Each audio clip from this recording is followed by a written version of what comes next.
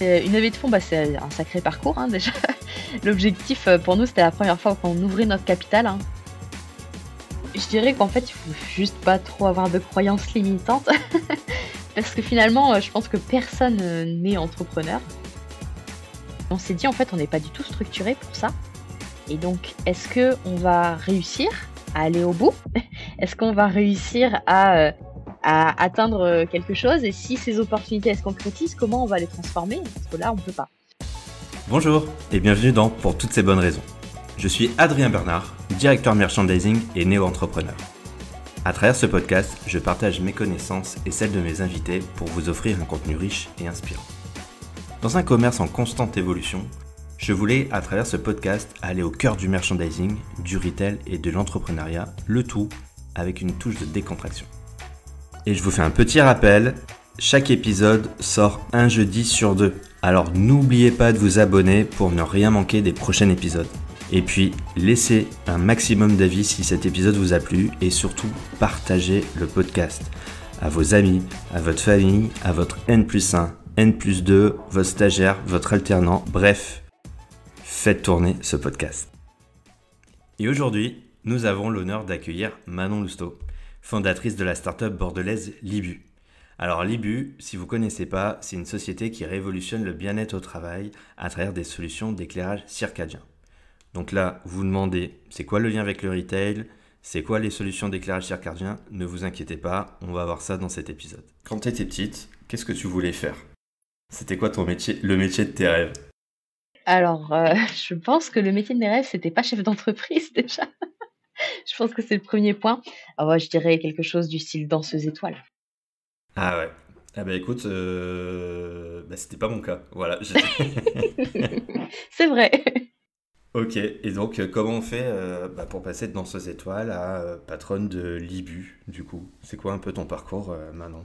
Alors, mon parcours, donc en fait, j'ai commencé, par faire des études assez classiques, hein. J'ai fait des filières plutôt scientifiques, du baccalauréat, ensuite une classe préparatoire aux grandes écoles, donc les fameuses maths sup, maths spé, et j'ai fini en école, d'ingénieur, voilà. Et ça, c'était, mon parcours académique et puis dans ce parcours académique, s'est glissé le fait qu'en école d'ingénieur, il y avait une filière entrepreneuriale qui permettait de monter une mini-entreprise pendant 1 an. Et c'est une expérience qui m'a beaucoup plu. Je me suis vraiment prise au jeu de l'entrepreneuriat durant cette année et à la suite de ça, il y avait 2 ans pendant lesquels on pouvait poursuivre pour aller vers, potentiellement une vraie création d'entreprise et du coup, j'ai décidé de m'engager là-dedans pour, la fin de mes études. Donc c'est 2 ans, que j'ai passé à porter, ce projet en parallèle de mes études au sein d'une filière pour, essayer d'apprendre des choses un petit peu différentes de ce qu'on fait, dans la vie d'un ingénieur, donc un peu moins scientifique, un peu plus transversal. Et puis voilà, à la fin de mes études, à mon sens, il y avait une vraie opportunité. J'avais rencontré des potentiels partenaires, j'avais passé beaucoup de temps à interviewer des gens, en rapport avec l'éclairage et j'avais vu qu'il y avait une vraie problématique qui émergeait de ça et je me suis dit: «Ce serait quand même dommage de pas voir ce que ça donne» et donc c'est comme ça que j'en suis arrivée à devenir entrepreneur et à la tête de Libu, voilà. Ok, et donc là aujourd'hui, tu es toute seule à la tête de Libu ou tu Non, travailles avec des cofondateurs? on est 2 associés à la tête de Libu. Donc mon associé Tino, il a suivi le même parcours que moi. On a monté, cette entreprise, sur les bancs de l'école en quelque sorte.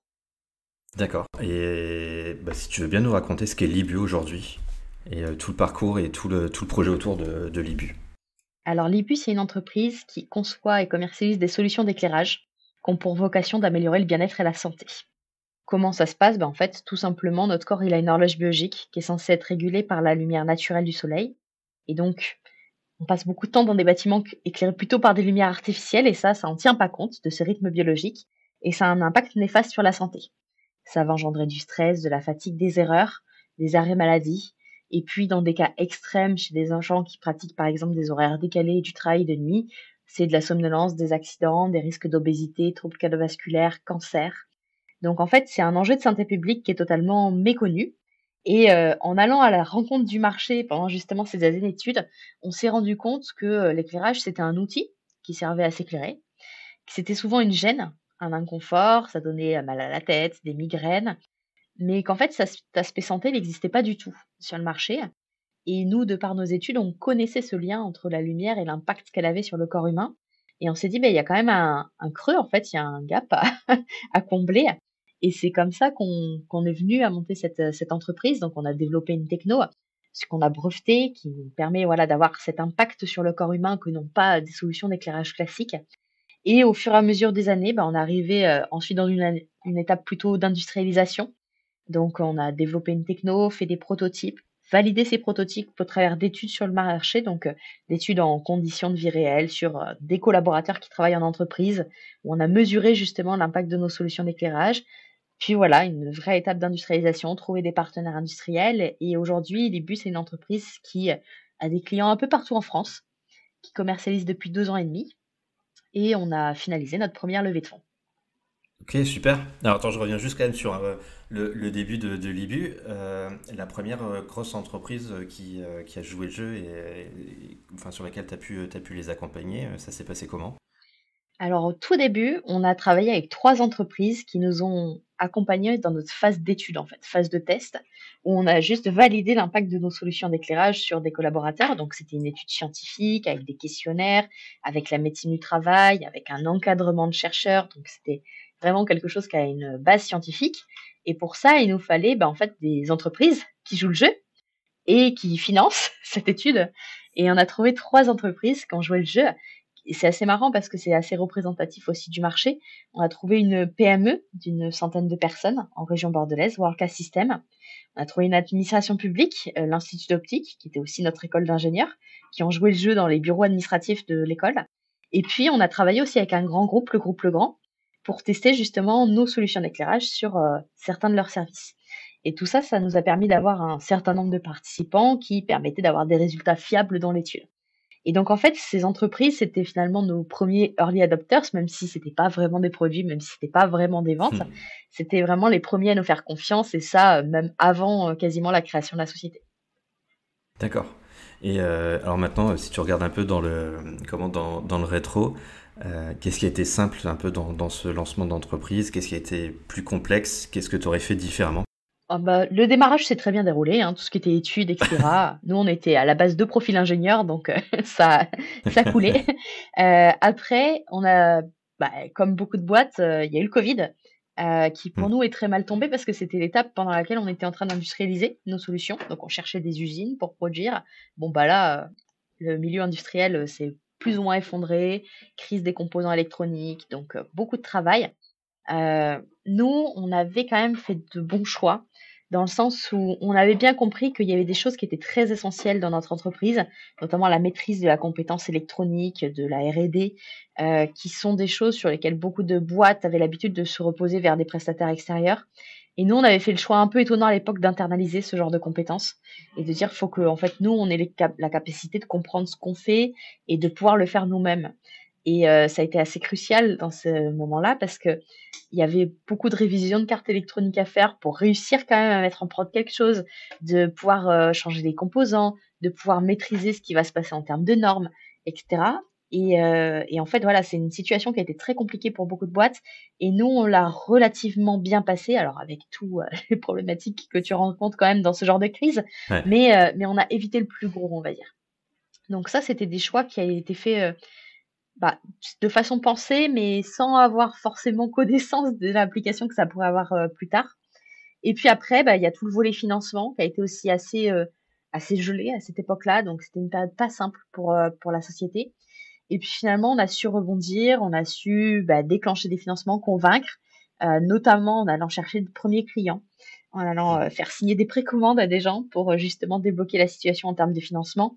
Et sur les premières années de la société, c'est à peu près 250 000 € de, subventions, prêts à taux zéro qu'on allait chercher via ces leviers-là. Et le fait d'être aussi proche du marché, ça a été quand même, une des clés pour réussir à débloquer ces situations, ouais.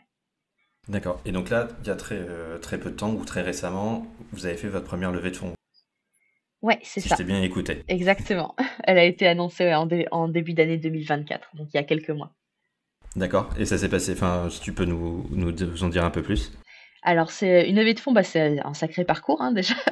L'objectif, pour nous, c'était la première fois qu'on ouvrait notre capital, hein, qu'on allait chercher des investisseurs donc qui allaient faire partie réellement de l'aventure. On parle pas de capitaux, en dette à rembourser ou, de subventions où là, c'est plutôt de l'argent, «cadeau» entre guillemets.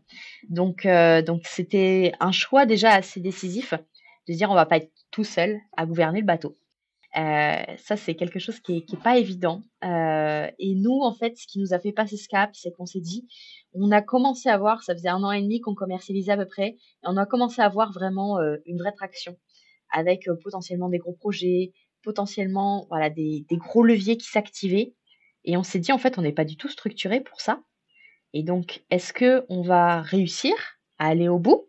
Est-ce qu'on va réussir à atteindre, quelque chose et si ces opportunités, elles se concrétisent, comment on va les transformer? Parce que là, on peut pas et c'est ça qui a déclenché le fait de vouloir faire cette levée de fonds. Et à ce moment-là, nous, on s'est fait accompagner, hein, par, un organisme régional qui s'appelle ADI, qui a un service levée de fonds et qui nous a vraiment accompagnés dans la recherche, des premiers investisseurs. Donc, les mises en relation et cetera et pour des gens comme nous qui sont pas issus, du milieu de l'entrepreneuriat en premier lieu, qui ont pas une famille, qui évolue dans ces sphères-là, beh, c'était important d'avoir, des soutiens, ouais. Donc voilà globalement comment ça s'est passé et puis après voilà tous les documents.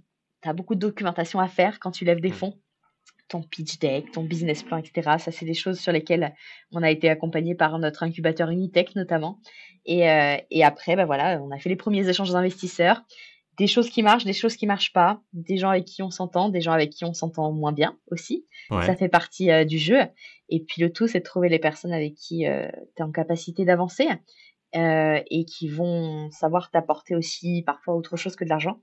En tout cas, nous, c'était la façon dont on le voyait et du coup, on s'est tourné vers des réseaux de business angels principalement et donc voilà, la levée de fonds, elle a été concrétisée du coup, 1er trimestre 2024 et on a levé au total 1 million d'euros. Bah, déjà, félicitations. Et puis, Merci. du coup, tu as ouvert ton capital à combien de pourcents à ces business angels?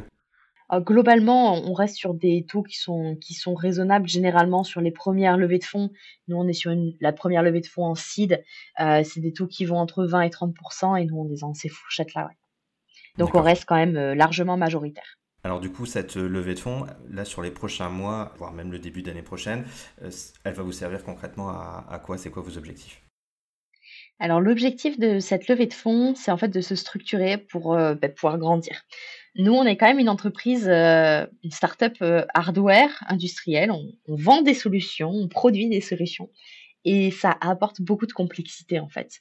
On fait pas du logiciel, on fait pas du SaaS, on fait pas toutes ces choses-là et le fait de pouvoir délivrer un produit, ça veut dire qu'il faut croître sur la partie commerciale parce qu'il faut faire plus de chiffre d'affaires, mais il faut aussi livrer, il faut aussi maintenir un niveau de qualité, il faut aussi maintenir de l'innovation. Et le fait d'aligner cette partie commerciale avec cette partie industrielle, c'est un vrai challenge pour une boîte comme nous et c'est l'objectif, de cette levée de fonds, c'est de réussir à faire grandir à peu près les 2 en même temps. Ce qui a toujours été, quelque chose de très difficile, pour une start-up parce que, aligner un point de vue industriel avec un point de vue commercial, quand il y a des choses qui explosent ou au contraire quand il y a un marché qui ralentit, et c'est des changements qui peuvent aller assez vite dans ce genre d'histoire, c'est pas simple. Donc c'est ça le premier objectif de cette étape, c'est de dire on arrive à structurer notre croissance et du coup à construire l'équipe, à recruter les bonnes personnes, à aller s'entourer de partenaires pour, justement pouvoir aligner ces 2 aspects. Bah, c'est hyper intéressant en tout cas. J'aimerais qu'on puisse désormais aborder la deuxième partie de ce podcast et aller plutôt sur, entre guillemets, le cœur et la philosophie de l'IBU, le bien-être au travail. Et je suis particulièrement content de pouvoir te poser toutes ces questions puisque j'ai pu tester moi-même la solution au quotidien. Est-ce que tu peux déjà nous expliquer qu'est-ce que l'éclairage circadien? Alors l'éclairage circadien, c'est un mot qui vient du latin, ça veut dire autour du jour. Donc c'est des solutions d'éclairage qui évoluent au cours de la journée. Alors derrière ça, on peut mettre un peu tout et n'importe quoi. On peut dire que ça évolue, ça change de couleur, que ça change d'intensité. Il y a plein de choses que ça pourrait faire. Nous, on le fait pour améliorer le bien-être et la santé des collaborateurs dans les espaces de travail. Et donc l'objectif, c'est vraiment sur du travail en horaire à peu près standard, comme ce que tu fais, de reproduire le cycle du soleil. Donc de dire le matin, le soir, quand c'est les levées, coucher de soleil, la lumière elle est plus agréable, plus tamisée, plus orangée. Et graduellement, au cours de la journée, elle va devenir plus blanche.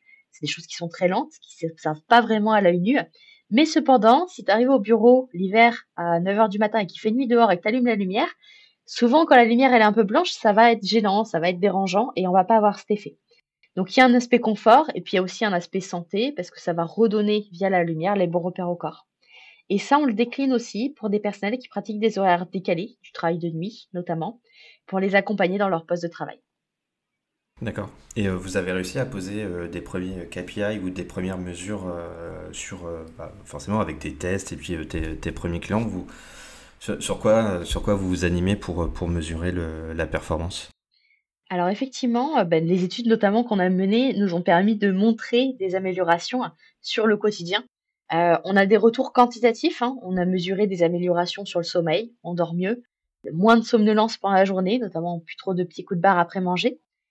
Et puis, on a aussi mesuré -25 de stress ressenti en moyenne chez les collaborateurs qui utilisent nos solutions. Donc ça a un impact fort sur des paramètres connexes à la régulation de l'horloge biologique. Et il y a bien sûr les retours, qualitatifs, des Hmm. gens qui nous disent ne plus avoir, de migraine ophtalmique, donc de maux de tête liés à l'éclairage. Des gens qui avaient tendance à travailler beaucoup dans le noir parce qu'ils n'avaient pas envie d'allumer l'éclairage et maintenant ils ont plus cette gêne. Donc ça, c'est des choses aussi qui contribuent au global à l'amélioration de la santé et du bien-être, des collaborateurs. Alors moi du coup, je suis vraiment dans cette deuxième partie, des personnes de mon équipe qui avaient vraiment l'habitude de couper les lumières, voire même qui avaient à un moment donné enlevé les néons pour faire un éclairage sur deux. Et donc là, un peu plus de facilité à travailler comme ça. Et d'un point de vue perso, moi en effet j'ai senti moins de migraines. Je sais pas si j'étais beaucoup plus productif, mais en tout cas j'ai eu moins de j'ai eu moins de migraines. C'est quoi les valeurs que vous avez posées en créant l'entreprise? Vous vous êtes dit quoi? Alors, on a posé des valeurs effectivement, pas au moment de la création, un peu plus tard, Ouais. parce qu'on était assez alignés en fait avec Tinou, mon associé. Mais le fait, la question s'est posée quand on a recruté les premiers salariés de dire c'est qu'est-ce qu'on veut transmettre, qu'est-ce qu'on veut diffuser en interne et en externe aussi du coup. Et on est arrivé à 3 points. Le premier, c'est l'innovation, parce que, on innove dans nos solutions, mais pas que, dans nos modes de fonctionnement aussi, en interne. On pratique le flex office, par exemple. Personne n'a de bureau attitré. Ça permet à tout le monde de changer de place, de se croiser, de rencontrer un peu les gens qui ne sont pas dans son équipe pour, pour croiser un petit peu, tout ça. Le deuxième point, c'est la passion et la détermination.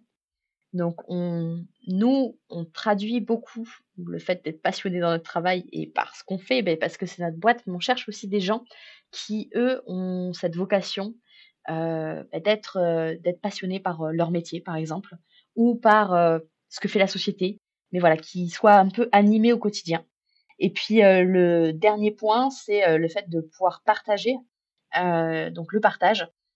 Pourquoi? Parce que déjà en interne dans l'équipe, c'est quelque chose qu'on essaie de favoriser. Le fait que tout le monde se parle, le fait que, tout le monde puisse être au courant des projets de la boîte, même si c'est très loin de son secteur à soi. Et puis on le fait aussi en externe. Moi, par exemple, j'interviens dans une association, qui, va dans les classes, donc je vais dans des classes, d'écoles, qui vont du collège, lycée, études supérieures, pour parler d'entrepreneuriat féminin, voilà, donc de partager un petit peu mon expérience avec des gens qui, ont peut-être pas cette chance d'avoir dans leur, quotidien et dans leur entourage des entrepreneurs. C'était pas mon cas, par exemple, et qui, du coup, imaginent pas forcément ça comme, une voie potentielle alors que ça peut l'être. Pour revenir un peu sur le marché, de dire c'est exponentiel le marché, vous pouvez à la fois toucher donc des entreprises, j'imagine pas mal de points de vente aussi parce qu'il y a beaucoup d'éclairage non naturel. Vous avez réussi un peu à mesurer, vous voulez vous attaquer par quoi en premier? C'est quoi un peu votre ordre de bataille là-dessus? Alors effectivement, le marché est très grand. Nous, notre ambition, c'est de devenir, le leader français de l'éclairage circadien pour les professionnels. Quand on parle de professionnels, le champ des possibles est vaste. Aujourd'hui, on est très focalisé sur le secteur, tertiaire, donc le bureau, qui est déjà assez énorme, hein. Le marché de l'éclairage, tertiaire en France, c'est, 670 millions d'euros annuels, donc c'est déjà un gros marché. Et puis, à côté de ça, on a aussi une petite partie de notre activité qui est dédiée au personnel en horaire décalé et là, on est très implanté dans le milieu de la sécurité et de la surveillance. Des gens qui surveillent des caméras 24 heures sur 24, des réseaux ou qui prennent, par exemple, des appels d'urgence. Donc ça, c'est vraiment les 2 marchés qu'on a à l'heure actuelle. un marché qui est très grand et un marché qui est plutôt de niche. Et puis, en fait, il y a plein de cibles potentielles pour ce qu'on fait. Et nous, on a ça ça colle aussi avec notre plan de développement, hein, finalement et notre plan de développement, en termes de développement d'entreprise, en termes de développement produit. La prochaine cible qu'on aimerait bien adresser, c'est le marché de l'industrie. Parce que, beh, c'est un secteur spécifique où on pratique souvent des horaires décalés aussi, dans des phases de production, avec une pénibilité, souvent du travail et donc c'est des milieux dans lesquels il y a déjà une vraie traction, on nous en demande beaucoup et puis un vrai intérêt, en fait, parce que ça a beaucoup d'impact. Donc au sens large, en fait, il y a plein de marchés accessibles potentiels et nous, on va vraiment aller chercher, beh, en premier lieu, les marchés sur lesquels on a un impact fort. À chaque fois, c'est la même techno, enfin, c'est la même solution que vous proposez ou vous avez des variations selon, comme tu disais, l'industrie a peut-être, je sais pas, des contraintes particulières. Ouais, effectivement, au fur et à mesure, on étend notre gamme de produits tout simplement. On a commencé avec, des produits, qu'on trouve, bah, de façon standard dans les bureaux, hein, les pavés LED, donc les carrés rectangles lumineux qu'on met dans les faux plafonds. Maintenant, on a aussi des lampadaires qui permettent sur des espaces où on n'a pas, de faux plafonds, où on a envie d'avoir des espaces un peu modulaires, bah, de pouvoir mettre de l'éclairage au poste de travail. Et puis, par exemple, quand on parle d'industrie, il y a effectivement une problématique, c'est que dans le milieu industriel, on n'éclaire pas à 3 mètres sous plafond, on éclaire à 15 mètres. Donc c'est pas le Hmm. même typologie luminaire, mais l'idée, c'est vraiment de dire cette technologie qu'on a développée, en fait, on l'intègre dans des formats différents, parfois avec de la R&D, parfois avec des spécificités particulières. Mais voilà, c'est de pouvoir, adresser ces usages avec une gamme qui petit à petit va s'élargir. Et tu arrives à avoir pas des cycles de vie, mais plutôt des tendances. Tu vois, il y a quelques années, quand on parlait du bien-être au travail, j'ai l'impression que c'était on met un baby-foot ou une table de ping-pong. Aujourd'hui, on est vraiment sur des choses qui vont toucher la personne. Tu arrives à avoir des éléments d'évolution. Oui, on en a. Bah, le premier, c'est que déjà, il y a quelques temps, je te parle de quelques années et encore, 1 an et demi, on avait 0 demande entrante. Aujourd'hui, on en a. Donc déjà, c'est que c'est des sujets qui évoluent. On voit aussi que les espaces de travail évoluent et les problématiques de nos clients sont pas les mêmes. Ils vont aller chercher des choses plus qualitatives, ils vont aller chercher voilà, ils vont pas avoir les mêmes surfaces, mais ils vont aller chercher de la qualité. Donc tout ça, ça va carrément dans le sens de ce que nous on porte, comme projet, hein, donc ça c'est chouette. Et puis ce qu'on voit aussi comme évolution sur le marché, c'est que l'éclairage, c'est un sujet qui est encore un peu méconnu. L'impact de l'éclairage sur la santé, sur la qualité de vie au travail et cetera. Mais il y a d'autres choses qui ont percé, par exemple l'acoustique. Il y a quelques années, personne mettait d'acoustique dans les bureaux. Maintenant, on en voit partout. Donc on pense que la suite logique, c'est que l'éclairage suive un peu le même parcours et qu'on finisse par arriver sur, la position qu'a l'acoustique aujourd'hui, par exemple. Ok, quand tu parles d'acoustie, c'est je vulgarise un petit peu, mais c'était les gros carrés un peu épais que tu avais sur les plafonds qui absorbaient le bruit, c'est ça? Ouais, complètement et puis maintenant, en fait, ça décline sous plein de formats, hein. Il y a ce que tu mets au plafond, il y a ce que tu mets en cloison, par exemple entre les ordinateurs, tu as ce que tu peux avoir aussi en totem, donc les choses qu'on pose à droite à gauche et qui absorbent les sons. Donc on voit qu'en tout cas, c'est une thématique qui a vraiment évolué rapidement, qui a été intégrée de façon un peu systématique dans les projets et la qualité de l'éclairage, à notre sens, va suivre à peu près le même parcours, ouais. Et comment tu vois les choses là? Vous attaquez essentiellement le marché français. Vous avez aussi des touches à l'étranger ou pour le moment, voilà, step by step. Vous êtes organisé comment là-dessus? Alors, aujourd'hui, nous, ouais, on est que sur le marché français. Par contre, on est sur le territoire national. On est une entreprise bordelaise, c'est pas pour ça qu'on travaille qu'avec des boîtes de Bordeaux. Au contraire, on a des clients un peu partout en France. Mais par contre, c'est vrai que l'international, ça a toujours été un sujet, plus dans le sens de se dire, en fait, c'est une perspective moyen long terme, mais qu'il faut pas non plus laisser complètement de côté. Donc on mène des actions pour étudier un peu les marchés aujourd'hui. L'année dernière, par exemple, on a été à l'IFA, qui est un peu l'équivalent du CES de Las Vegas, mais à Berlin. Donc c'est le salon de la technologie, on va dire, européen, où il y a des gens du monde entier qui se rendent, beaucoup de distributeurs, et cetera. Et en fait, l'idée de ce salon, c'était pas d'aller chercher des contacts pour aller commercialiser notre techno à l'international, c'était d'aller voir qui vient nous voir. Qui sont les gens que ça intéresse, pour quelles raisons, et on a identifié pas mal de choses. Et donc effectivement, il y a des zones géographiques sur lesquelles ça a beaucoup de sens ce qu'on fait. Quand on parle par exemple des pays nordiques, bah, ils ont encore moins de soleil que nous, donc forcément, c'est une problématique beaucoup plus importante. Donc oui, il y a des pistes de développement, c'est quelque chose qu'on envisage plutôt dans un moyen terme. de commencer à attaquer l'international. Mais dans un court terme, le focus, il est vraiment de développer le marché français parce qu'il est déjà tellement grand qu'il y a une vraie position à prendre et c'est la priorité. Et d'un point de vue légal environnemental, il y a des choses qui sont en cours avec le gouvernement. Est-ce qu'il y a des projets qui vont imposer certaines choses? Alors, il y a pas mal de projets qui portent sur les économies d'énergie, sur tout le volet en fait réhabilitation énergétique des bâtiments. Ça, c'est un levier pour nous parce que, on est quand même une solution LED. Alors, on fait pas mieux, pas moins bien que les autres sur la partie énergie, mais quand même, dans beaucoup de bâtiments, on apporte des économies d'énergie qui ne sont pas présentes. Donc, c'est souvent le premier levier pour les entreprises, ce point-là. Maintenant, l'idée, c'est de dire justement, comme ces choses, c'est un peu imposé, il y a plein de dispositifs qui sont en place pour que ce soit un peu financé. Il y a beaucoup de choses sur le calcul du retour sur investissement par rapport au prix de l'énergie qui augmente, etc. Et en fait, ce qu'on veut dire, nous, à nos clients, c'est quitte à faire ce changement, pourquoi juste s'arrêter là? Pourquoi pas aller chercher une économie supplémentaire sur l'humain, un niveau de qualité, quelque chose qui va être plus durable dans le temps, ce qui n'est pas forcément ce qui est étudié à première vue. Et donc l'idée, voilà, c'est de se dire, c'est un levier, oui, mais finalement, c'est aussi l'occasion de réfléchir et de se questionner sur ce qu'on fait et sur le fait de faire un peu plus. Et donc là, sur les prochains mois, qu'est-ce qui te fait dire que tu as plein de bonnes raisons de faire une très belle année 2024, voire une très belle année 2025? C'est quoi un peu soit des signaux faibles ou alors des drapeaux là qui sont plutôt intéressants? Alors sur l'année 2024, déjà on a déjà bien rempli le carnet de commandes. On livre là, notre deuxième bâtiment complet, de l'année, ce qui est quelque chose qui n'était jamais arrivé jusqu'ici. Donc on voit qu'on commence à avoir une montée en volume quand même. On n'est plus sur on fait un petit bureau par-ci par-là, on fait des projets complets avec des vrais axes qualité de vie au travail qui sont des décisions, de nos clients. Voilà. Donc c'est quelque chose qui évolue. Il y a beaucoup plus je pense qu'il y a aussi un facteur confiance. On est une start-up, donc au démarrage, on se dit: «Bon, une start-up, on sait pas trop dans quoi on s'engage». Alors on commence à avoir, un peu d'ancienneté, on a 5 ans, donc voilà, on commence à être une entreprise qui a les reins un peu plus solides aussi. Donc je pense que tout ça, c'est des facteurs qui effectivement font que les choses s'alignent et on part dans la bonne direction. Ok. Il y a pas mal d'étudiants qui nous écoutent, qui commencent à suivre sérieusement le podcast. C'est quoi le conseil que tu as envie de leur partager pour être un entrepreneur chevronné et successful? Je dirais qu'en fait, il faut juste pas trop avoir de croyances limitantes parce que finalement, je pense que personne, n'est entrepreneur. C'est pas une qualité première, c'est pas quelque chose qu'on a ou qu'on n'a pas. C'est quelque chose qui se travaille et qui se développe sur le long terme.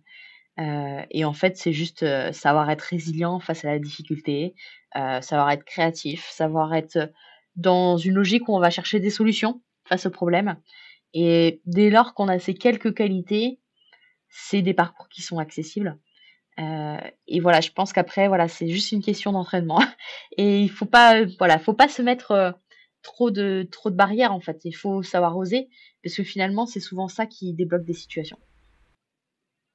On arrive à la fin du podcast, c'est passé hyper vite. J'avais fait une très belle conclusion, mais finalement, je vais faire l'effet inverse.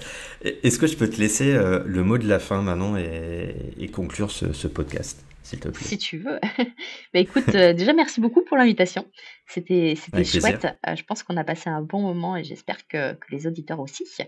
Heu, je suis ravie de l'avoir fait avec toi parce que tu fais partie des gens qui vivent, qui expérimentent nos solutions. Donc, tu fais partie des gens qui connaissent ce que c'est que les buts et l'éclairage circadien et je pense que c'est des choses qui méritent complètement à être connues. Je le dis pas pour mon business, même si bien entendu ça me ferait plaisir, mais je le dis aussi parce que, voilà, on a quand même vocation à faire le bien autour de nous et à améliorer des choses qui sont un petit peu ancrées, dans la société et qui sont amenées à évoluer et je pense que, le monde du travail se transforme et j'espère que l'éclairage en fera partie. Écoute, c'est encore une meilleure conclusion que celle que j'avais préparée, donc tu, tu as fait nickel. Merci, Manon. Avec plaisir. Merci d'avoir écouté ce nouvel épisode de Pour toutes ces bonnes raisons. J'espère que vous avez trouvé autant d'inspiration et de plaisir que moi à travers les échanges de notre invité. Pour toute question ou pour discuter davantage, vous pouvez me contacter directement sur LinkedIn. Et je vous fais un petit rappel, Chaque épisode sort un jeudi sur 2, alors n'oubliez pas de vous abonner pour ne rien manquer des prochains épisodes. Je vous dis encore merci pour votre écoute et surtout à très bientôt pour un nouveau rendez-vous dans Pour toutes ces bonnes raisons.